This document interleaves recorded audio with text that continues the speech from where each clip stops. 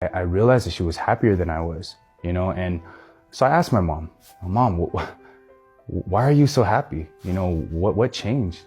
And then she mentioned church. And at that time, honestly, it's like I rolled up the windows in the car. I was like, I'm not trying to hear about that, Mom. I don't believe in God. We were raised Buddhist. I'm good. So she said, fair enough. She didn't push. She didn't say anything.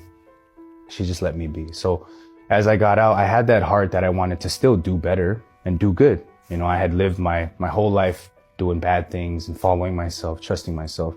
So I wanted to get a job. I wanted to help my parents out, and I tried to look for a job, but as a 2-strike felon with a violent crime, it wasn't happening. I applied for even like McDonald's, FedEx, UPS, all the places that they say they hire convicted felons. And I wasn't showing any love, honestly. But immediately I went back to the streets. I started to sell drugs again. And at that time, I was still on parole. So it was very risky looking over my shoulder. And I just felt like this was not something I could make a career out of. And so, I devised this plan to actually rob a drug dealer, because my thinking at the time was, if I'm selling all these drugs, it's risky. But if I just rob someone who sells all the drugs, then I would inherit and gain a lot of money. So it was me and a friend of mine. He was like my road dog. And I told him, hey, bro, let's rob this dude. He's a well-known drug dealer in our area. Anyway, I told him I was going to go to the right of the car. He was going to go to the left of the car. And, when I stepped to go to the right of the car, my friend stepped in front of me. So naturally, I went to the left of the car.